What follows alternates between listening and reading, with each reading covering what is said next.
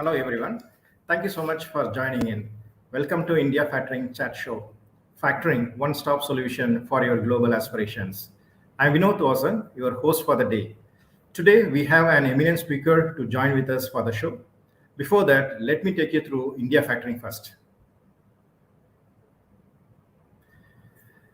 India Factoring offers working capital solutions through the factoring product aimed at converting your receivables into cash.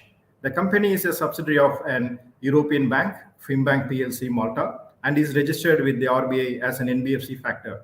India Factoring is also AD3 category authorized dealer. Through our global network, we offer one-stop solutions around receivable finance.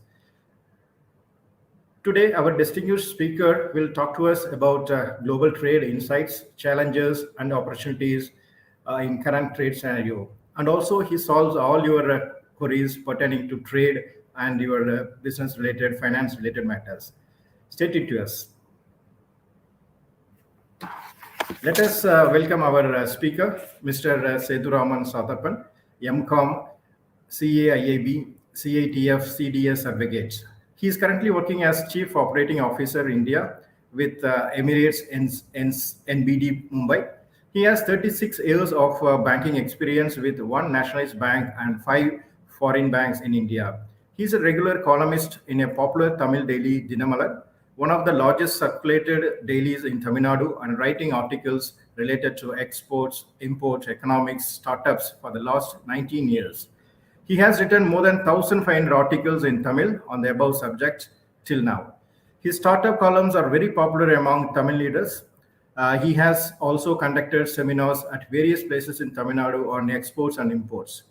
And he lectured in more than 15 seminars in India, relating to export. He has been invited for international export documentation seminars by Kenyan government for the last 12 years.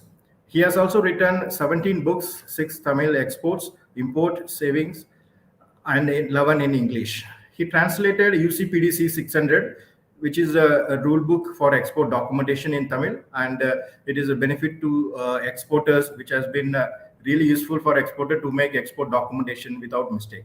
In the last 3 years, he has mentored, advised many youngsters in new business startups.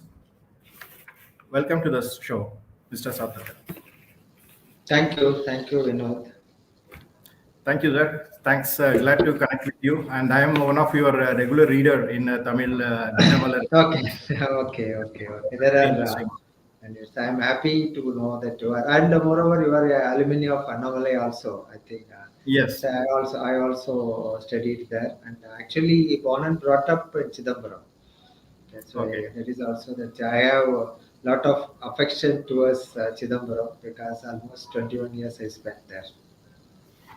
Great to know, sir. Okay, so let us get into the show. Let us move on to the first question. The global market was expected to show positive recoveries in the current year end, but the situation seems to be a little different since Russia announced the escalation in war, which will put further stress in Europe crisis. UK also facing highest inflation in the last 40 years. And US Federal Bank last week, they have increased the highest interest rate. So altogether, the global economic scenario and the geopolitical situation is getting more stressed up. So how do you see current geopolitical situation and its impact on global economic scenario? And when do you think the recoveries we can expect? It's nicely put up the current situation. And what I can say is the geopolitical situation will have a slow recovery only, or a slow change, or something like that. What's happening between Russia and Ukraine, that will have a long-lasting effect for all the world, throughout the world, for almost all the countries, I can say. Because Russia is or Ukraine is the major supplier of many items, including oil, pulses, etc. That's why there are a lot of after effects are there because of this ongoing war. I'm not seeing any immediate in the immediate period it's not going to stop or something like that. It will go slightly, it will go for a longer period or something like that. That is the reason I'm saying that geopolitical situation will not change any big way in the next 6 months or something like that. This is point number one. Point number two is the interest rates are going up because of that inflation, etc. And even US is facing a bigger inflation. That's the reason that they have increased interest rates 0.75 BPS in the last three times, I can say. One is in June and one is in July, and now latest one is September 21st. What's really happening? The interest rates are hovering around 3 to 3.25% in US. Since the interest rates have gone up from 1.5 to 3.25 now, that forces the money is being taken out from the economies like India, and then it's placed with US. Why they are doing it? Because in India, when they invest, they have to bring the dollar and convert it and invest in stock markets or any other place or something like the debt market, etc. But now the rupee is depreciating like anything. It is today it's around 81.68 or something like that. Now what's happening when they convert this money at 75 or 77 or something like that? Now when they take it back, there is a rupee depreciation at 81 or something like that. Virtually they are not earning anything. That's the reason they want to invest in a country like a stable country like US, and at a very good rate of 3 to 3.25%. That's why money is being pulled out of stock markets from many countries, I can say. When the money is being pulled out of stock markets, you can see the after effect of that in the last, I can say about in the last 10 days we will take it, or 15 days we will take it. What really had happened before 21st, there was a news that Russia is sorry, US is going to increase the Fed rates, etc. What really had happened? That suddenly market has fallen close to 1,000 points or something like that. And after, when actually this increases happen, then what really had happened? Another 1,000 points and 400, 500, like that. There were a lot of fall in the market. That's why that now it has come to a very low level. That is low level in the sense when I compare with 60,000 or 66,000, it has come to 57,000 or something like that.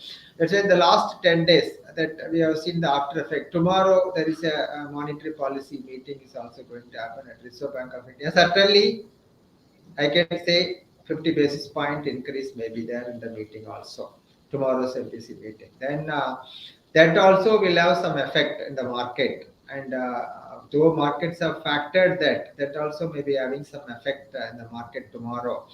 So that overall this week itself we have lost considerable points in the BSE and NSE. That's why that what I can see is improvement in the geopolitical situation may not be immediate, and the global economy recovery also may be very slow because the gas supply to Europe is cut or reduced by Russia.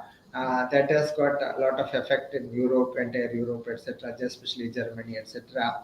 And that is the reason I personally feel the recovery may be very slow. And second thing is the Powell has said that interest rates may be increased further or something like that. It may go up to 4.6 next year or something. That economists predict the interest rates from 3.25 may go to 4.4 or 4.6 or something like that next year.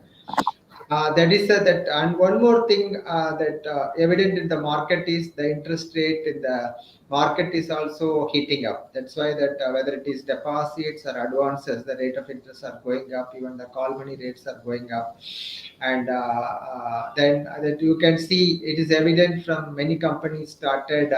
Accepting or taking NCDs and accepting deposits, etc., at attractive rates of 8 to 9% or something like that. Earlier, this kind of advertisements were never coming in. In the recent past, I have seen a lot of companies coming out with NCDs and accepting deposits, etc. That's why that overall the interest rates are going up, and because of inflation, etc. and the recovery may be taking some time. That's all my view.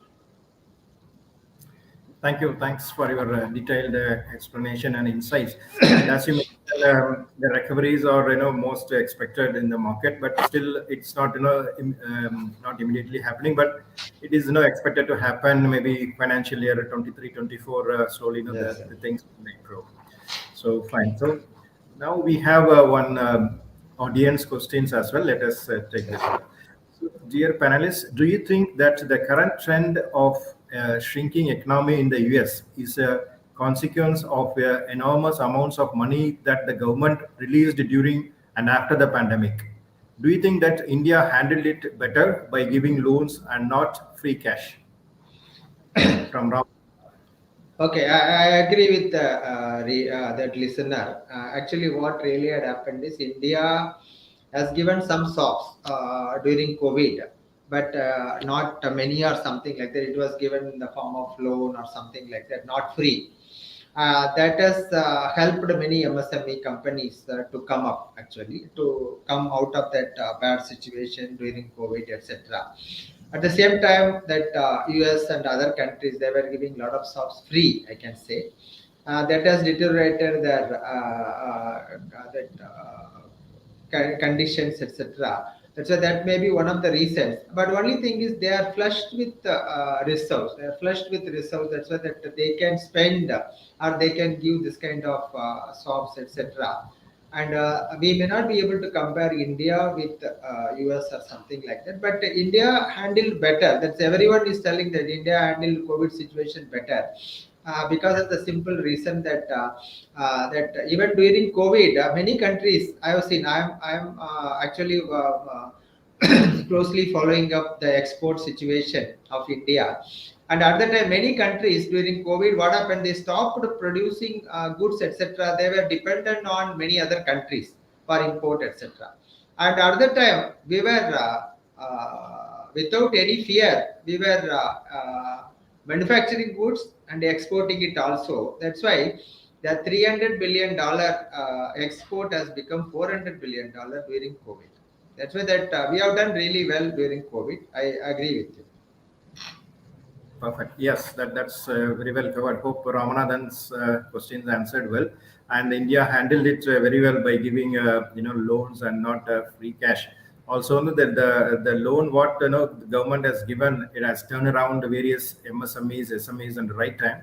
So without much NPAs, the banking system also now very robust figures they have given in the first quarter. So it's well handled. So let us move on to the second question. It's about our Indian economy insights. So it was a great news that India has overtaken UK to become the fifth largest economy in the world. At the meantime, we also noted last week the Asian Development Bank has lowered India's growth outlook from GDP 7.5 percentage growth to 7 percentage. And do you think our exporters can able to achieve expected target projections? How do you foresee the current global scenario, Indian export performance in the third and fourth quarters of the current year? Okay, very good question. Actually, first we'll take one by one. The fifth Yeah. largest economy. The fifth largest economy, for me, it was no surprise because the way in which we were growing in the last 5 6 years, that certainly that I expected that we would reach a higher level in the largest economy. That's why that we have reached fifth. But when we compare with the UK, the population of UK, the population of India, etc., then that we would have achieved a better rating or something like that. But the only thing is that no doubt we will achieve fourth or third place in the next few years or something like that. But I'm happy that we have reached the fifth largest economy, beating some of the bigger countries, etc. And certainly it's a good news for every Indian. Second thing is GDP forecast by Asian Development Bank to 7%, from 7.5 to 7%. Here, I feel that 7% is also a good number. That if you are able to achieve 7%, that's itself a good number, I can say.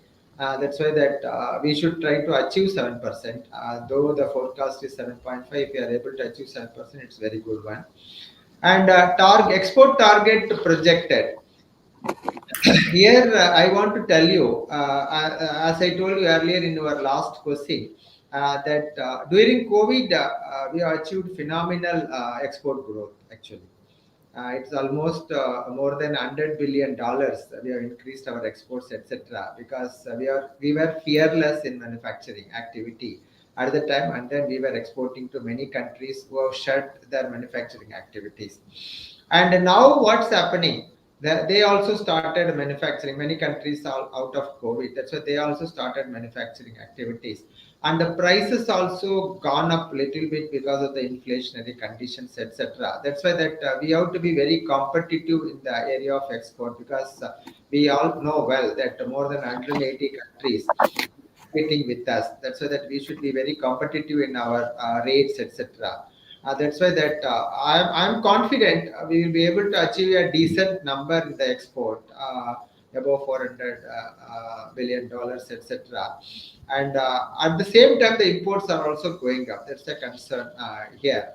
And now, one good thing which I want to tell many of you may be aware of, may not be aware of, the rupee trade. It's googly, I can say, rupee trade. Is that many of you may ask whether rupee trade was there earlier or not. It was there earlier. But what really had happened in the rupee trade, INR trade, what really happening in exports, that especially in a country like Russia. For example, Russia is not able to export to many countries. They were not able to import from many countries, etc. India is a good trading partner for Russia, and that's the reason that in case if the Russia is opening an account, the Russian banks are opening a rupee account with us, then what will happen? There will be always surplus, because we import around $9 billion from Russia and export around $3 billion. That means $6 billion is a surplus. Now it will increase, it may be more or something like that during this period. And now what's really happening, the $6 billion surplus, and now they have to invest somewhere. That means if they are able to invest in India debt market or something like that, then G-Secs, etc., they will be earning some interest. That's what they are expecting. That's why that rupee accounts already, State Bank of India, Yes Bank, and UCO Bank and all have already taken approvals from Reserve Bank of India, and they have opened accounts for Russian banks. That's why that I personally feel when these accounts are active, and the accounts are active, there are a lot of people who are interested in exporting to Russia and even take the money in rupee. And that may be a good news for the exporters. All the three banks may activate the accounts in the next 10 days or 15 days. Then I personally feel that exports to Russia will increase, and even that Euro also, Iran also, that our exports may increase, and because we import a lot of oil from Iran. That's why that this is a good win-win for us. The rupee trade is a good win-win for us. That's why I have no doubt in the third and fourth quarter we should achieve a decent number. If not like the COVID period export or something like that, we should achieve a decent number during third and fourth quarter of the year. Sure. Thank you. Thanks for the detailed explanation. So we can expect considerable amount of growth, as you mentioned, in the third and fourth quarter. That's also, I would like to add one more point. What we are seeing in the market also, even the volume of goods is not going much high, but still the value of goods, because of the input cost, Yes, it is yes. the value of goods is going high. So certain percentage of, really 15% of the volume, again the export value is going high. And as you mentioned, the rupee trade, and there are, every difficult time comes with opportunity. So people are making use of our other counterpart countries also into challenging times. So the China plus one policy, various buyers are diversifying their orders to India for a sustainable Okay. solution. So overall, definitely the considerable amount of export can be expected, as you correctly mentioned. And last year was a phenomenal growth after COVID. That is a different scenario. But the regular growth pattern, definitely it will be a win-win scenario for us. So that's good news. So let us move on to the next questions. Yes. One side buyers or we have another question from audience. Let us take this one. Okay. So Okay. from Jagannathan, dear panelists, how important is export documentation? Where do we get recent updates of Okay, export okay, documentation? In case we okay. missed any recent updates, that's the export documentation will go invalid. I think it's a very more relevant Okay, question. well, so it's a very pet question to me, I can say, Jagannathan, because I'm an expert in the export documentation. And one thing I want to tell, I was the first person from India who got this highest qualification in export documentation, that is CDCS, Certified Document Credit Specialist. And I got this qualification in 1998. Then after that, every 3 years, I was renewing this qualification by taking the PDUs, that required PDUs. And then what happens? 6 times if you renew, they will confer a title called advocate, CDCS advocate. I am the one of the advocates. Only 3 advocates are there in India. I am one of the advocates. That conferred title, with the conferred title from ICC Paris, I can say. And now your question, that if I want to answer, I can answer in detail. Actually, I have done a lot of export seminars for documentation, etc. Documentation. If I always say that if the goods are one eye, documentation is the other eye. That is, in case of LC documents, then what's happening? You have to consider LC document as one eye. If you make any mistake, if you are, see, for example, if you are exporting goods and the goods are excellent, and very good quality or something like that. If you make a small mistake in documents, then what will happen? Then you will be end up losing the entire money. I'll just tell you a simple one simple error which one person has done and lost money. As per LC, that in code terms is CFR, okay, cost and freight. Now what happened? This accountant is a very old person, and he knows only C and F, that is cost and freight. That's a C and F, that he knows only C and F, but that was a older encode term, 10 years before or 20 years before or something like that. The latest encode term is CFR, which he forgot to mention. But as per LC, it is CFR only, which he has not put it in invoice. Then what happened? The overseas bank rejected the document. Because of the rejection, because the prices have fallen, for the goods, and overseas bank rejected the document. Then that even the importer was not willing to take the document. That's why you should be very, very, very careful while receiving the LC. You should read at least 10 times, or while making the documentation, at least 2 3 people to check it or something like that. And I've done many seminars, and even I translated UCP in Tamil, and given free distribution to many exporters, thousands of exporters we have given. And I have done seminars in Tirupur, Erode, Salem, Trichy, like that. Many places I have done seminars, and apart from 50 other places in India and outside India, in Kenya, etc. Now that's why what I suggest, it is difficult for you people to learn the export documentation. Wherever you have any issues in export documentation, please approach me. I'm ready to give you a free guidance to you people.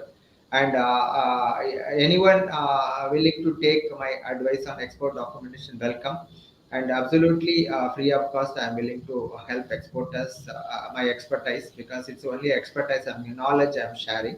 And that's why documentation is very, very important, for which you should know UCP, URC, and ISPP, etc. All these rules you should know. Though it's not a law, it's a rule that many 180 countries are following. That's why that you can approach me anytime for clarification, etc. Sorry, I have taken a little bit more time to explain this. No, no.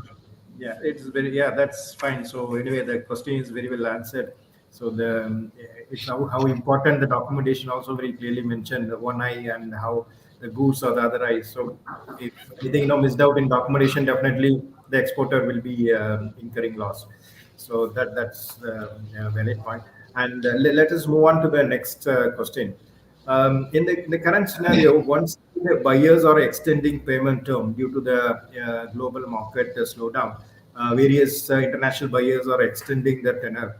On the other side, if you see the vendor or the raw materials or it's in high demand, so vendors are asking for immediate payment. So the SMEs, how the one side the receivables are getting extended and another side vendors asking for the immediate payment. So how SMEs can more efficiently handle this situation?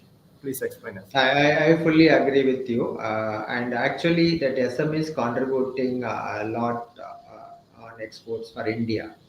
And it's a very good contribution done by them. And now, what's really happening to encourage SME exports? There are a lot of some incentives are also given by Reserve Bank of India, etc. But what is really happening, as you rightly mentioned, that for imports, advance payments are asked for it, and the exports extended period. Especially, I've seen recently Bangladesh exports, etc.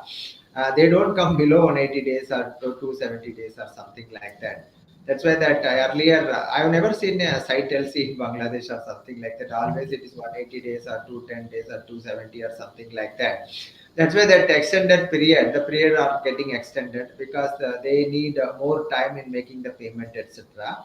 And you know well the crisis in Sri Lanka, etc. There also the payments are getting extended, and that's why the situation. When we export also we are getting the payments late only, but only thing is because of that now what's happening, when you give 180 days credit or something like that, you have to necessarily increase the price of the product, because you have to build the interest rate also there. And because that interest rate sometimes it's borne by the overseas party, sometimes it's not borne by the overseas party. That's why you have to slightly tweak the price, etc. That is also going against you. That's why that and moreover increase in raw material cost can be attributed to Russia Ukraine war or something. Increase in inflation in various countries, that is also we can attribute for raw material cost increasing, because a lot of India is dependent on a good amount of import also, including oil, etc. That's why that SME exporters dependent on imports are having tougher days, I can say, and really facing challenges. Whereas locally they have a good market. Locally they have a good market and they are capitalizing it. The market is picking up well local, and the festival season is also on, and the festival season sale is also picking up. That is also an indication in the that next quarter results how it will be or something like that. But only thing is I fully agree there is a raw material cost increase, and then because of the war and inflation in many other countries, that's why that SMEs are having tougher time. But only thing is what we can do is we can guide SMEs. That's not happening. The training SMEs may be a good thing. I think we should train SMEs how to save cost or something like that, how to how to moderate their expenses, etc. All these things we can train people. That's why that they are not getting good amount of training like the bigger manufacturing companies. Correct. Yeah. That one thing companies like India Factoring can think of. Even I can Agree. also associate and train SMEs on various things. Actually, that is some people have some startups have taken that, but in a big way we have to do. Yeah, yeah, very well said. Because as you very correctly pointed out, the awareness of SMEs is always lacking in our country, and that is Yes. why we also organize various webinars to create much awareness in the segment.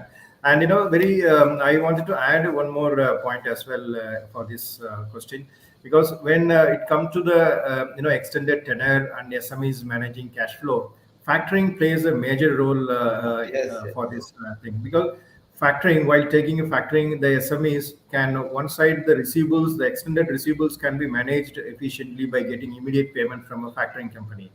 On the other side, but with the factoring, the discounted cash, they can make upfront payment to the vendors and manage the purchase as well. So one product, the factoring, they can manage receivables and payables more efficiently. And a much more important point is this is coming without any collateral security. This is unsecured and non-recourse as well. So these are the advantages. The many SMEs not much aware. Still, the factoring in India, mainly mid and the large corporates are using majorly. So now slowly that concept is picking up. So hopefully it will come up much in India. Okay. So let Thanks. us move on to the next question. In the last 10 years, that we have been seeing lots of openness in the market, and various new age NBFCs and fintech companies are flourishing into the market. And we are also seeing how explain us how the manufacturing company can make use of various trade finance products efficiently to grow their business. It's a good one actually. I have been following various startups and especially the fintech companies, etc., in the areas of NBFC and the factoring, etc. And that's the reason that I know a good amount of startups who are doing well in this area. And now, what's really happening that there is no good startup company has come out with good trade finance products, are popularizing the trade finance products, etc. India also, all the banks they use vanilla products only. They are not going into any complicated product or complex products, etc. Because they are comfortable with what they are using or something like that. Especially the nationalized bank, etc. Some foreign banks are going for some derivative transaction, etc., factoring and all, because there is a lack of again knowledge gap is there with many banks. I can say many bank or bankers. I can say, or even with exporters, importers, etc. The trade finance products. What are the products available, etc. That people generally know: buyers credit, suppliers credit, etc., or leasing and all. And other than that, many products they don't use it at all. That's why that again here also that education and training of newer products in the market, how to use effectively without much trouble or problem or something like that. Again, that there is a need for training. There is a gap. But what I can say that fintech companies have come up that I think we can see later. And now here that training of newer products is very very important, because I have seen in many other countries this kind of trainings are given free of cost to the SME companies or MSME companies by government, and that is being utilized, and then they are using these opportunities and understand the new products, etc.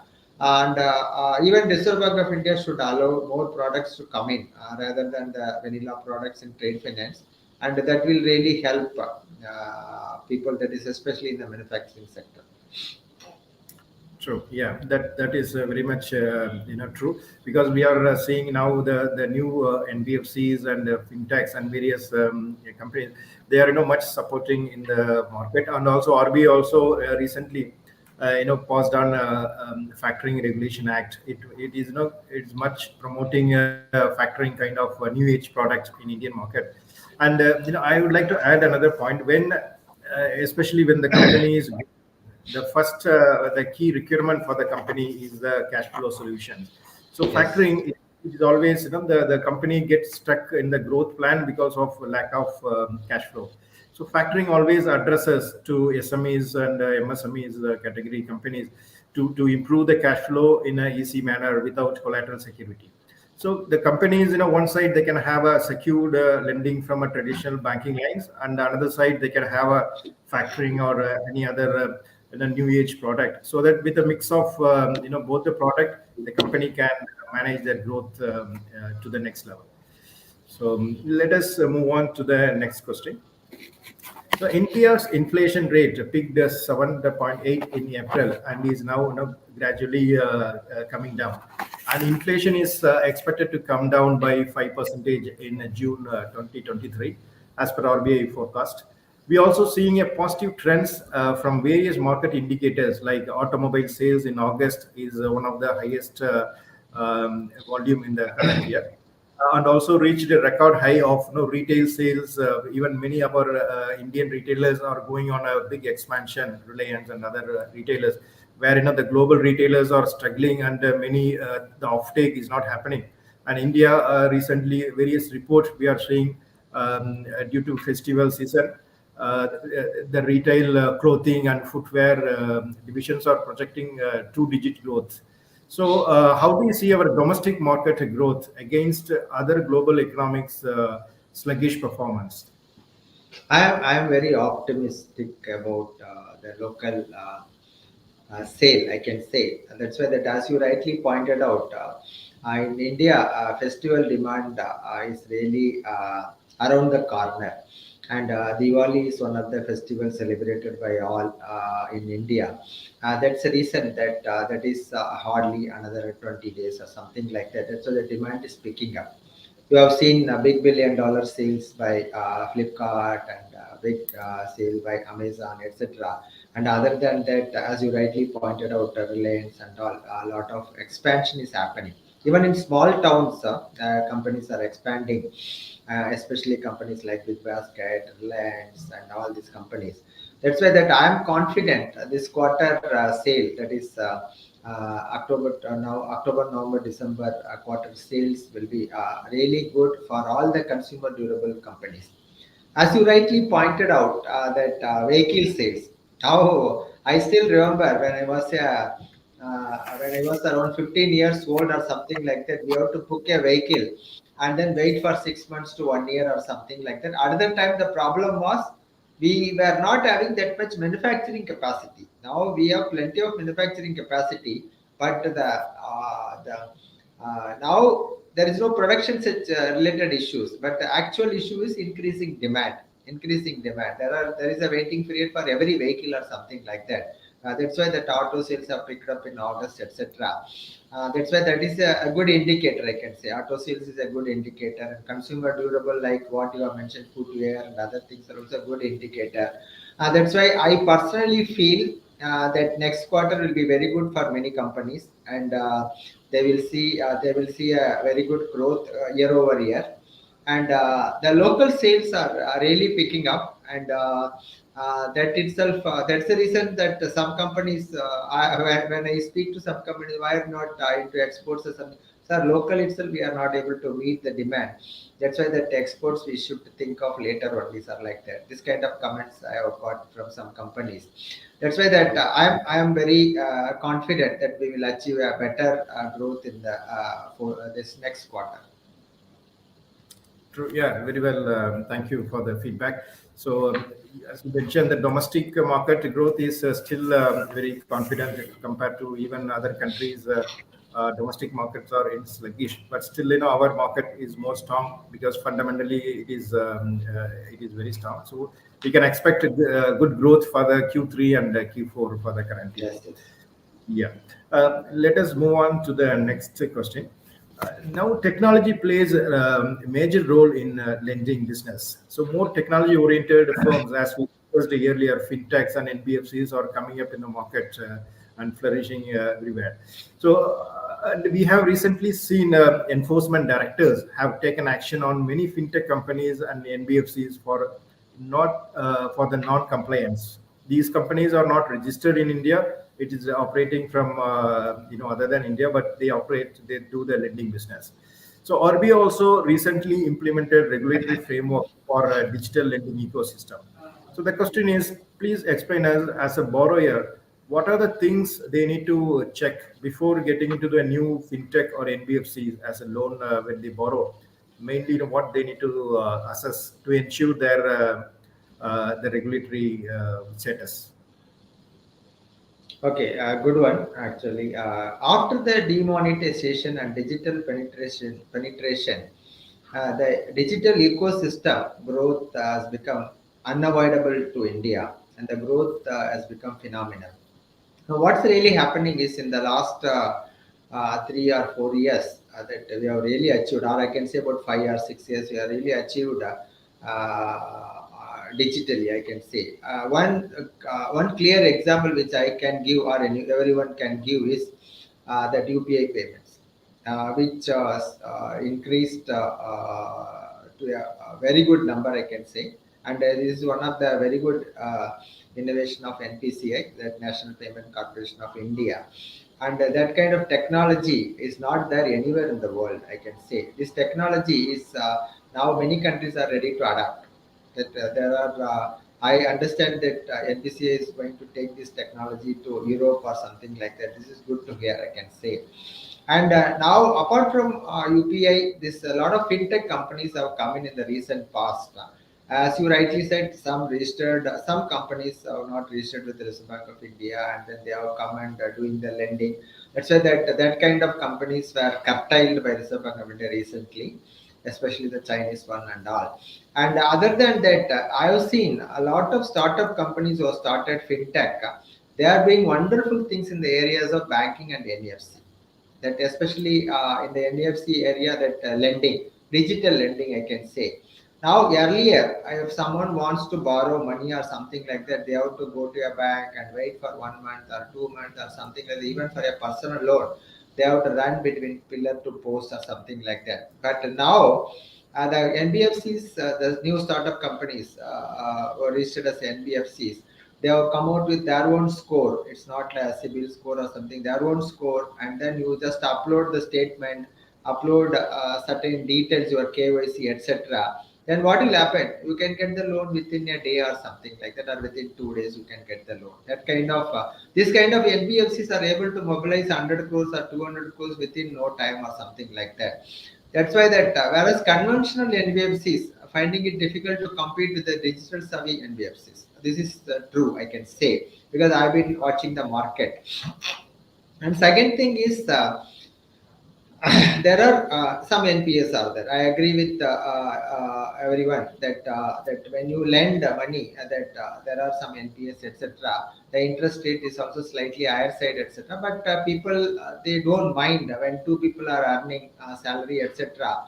They need money urgently, etc. That they go for this kind of borrowing and all, because they get very late from banks, etc. But now another thing is the fintech companies, startup companies, they use AI and ML technology, that is artificial intelligence and machine learning technology in every area of finance, which has saved thousands of man hours and also helped banks to avoid losses. I can say one classic example. Money laundering is talk of the town. That's why that to avoid money laundering, that is anti-money laundering laws, everything are there. But only thing, this startup companies have come out with phenomenal technology with the help of AI and ML, and that really avoided a lot of money laundering, etc. That's why that the banks are cautioned when the banks are using this kind of technology. They are cautioned about the AML breaches, etc. That's why that banks are saved. That I can say about millions or billions of dollars, I can say, or rupees, I can say. That's why that new age startup companies are doing really well in this area of especially NBFC and fintech and the AI or ML technology. That's why that is increasing. The trend is increasing. The number of companies in this sphere is increasing. That's a good it's a good one, I can say, to hear. True. Yeah. Thank you, sir. So as you mentioned, here the startup companies and fintechs are doing a really great job, because the ease of doing business is now changing completely the digital ecosystem, and it is now growing in India in very fast. And also, as you mentioned, that traditional NBFCs, they are finding a little difficult. So the consumers can definitely take the loan from NBFCs and fintech. In the meantime, they should ensure these NBFCs and fintechs are regulated, coming under the RBI regulated status. So that's also very important. So we are also now keep spreading the awareness in the market, because we are coming under RBI approved NBFCs, and especially when customer wanted to handle export document and export payments, and I know it is very important it go through the more much regulated entities. Unless the it can the sanctions, we have received various feedbacks from the market. They get a quick sanction from some of the international lending firms, but it's not much sustainable, because they are handling more export payments and documents. Any kind of dispute, the jurisdiction, it is mentioned in the agreement, it is overseas. So the any small SMEs, they are not able to fix a lawyer in abroad to Get give the money. their get the money. These are the challenges. So it is very very clearly mentioned. It's not avoidable. So the digital lending system and the new age NBFCs, definitely it is a need of the hour. At the meantime, we need to ensure it is much regulated by RBI. So So we have another question. Let me take this last one. Okay, So okay. yeah. So as you clearly mentioned about importance of documentation in LC, how Yeah. important is documentation in open account? Is that the same weightage LC and open accounts, and how it differ? Okay. Okay. Now, open account documentation is very simple, I can say. But whereas LC document is a cumbersome one. In open account documents, even if there is a discrepancy or something like that, it is accepted. But that you cannot dispute or something like that. Whereas in case of LC, once a discrepancy is always a discrepancy or something like that. That's why that there is a greater weightage is given in rejection of the document, etc. The documents are many times I have seen the customers have sent excellent goods, good quality goods, etc., and they lost money because of poor documentation. That's why that it's entirely different. One is south, one is north, or something like that. That is open account documentation may not be important, whereas LC the documentation is one eye, I can say. Okay, thank you. Thanks for your insights on open account and LC. It's very helpful. So let us come to the end of the show. So thank you, Mr. Satappan, for joining us and sharing Okay. your insightful thoughts on global trade trends and the various opportunities and challenges in the global market.